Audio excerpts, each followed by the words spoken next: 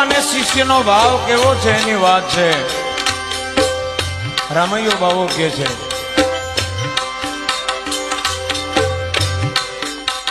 જગત જ્યારે પાછળ પડી જાય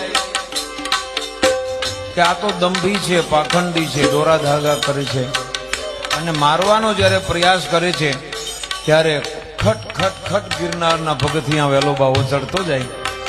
ચાખડીઓનો અવાજ આવે, હાથમાં કમંડળ છે, ભભૂતિ ચડાવી છે, એ રૂખડીઓ વેલો ભૈરવ ટૂંકની નીચે જઈને સમાઈ જાય.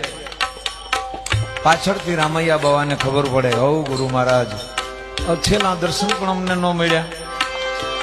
ગિરનારને ટૂંકે ટૂંકે રામૈયો બાવો ફરે છે, ક્યારે ગુરુજીના દર્શન થાય.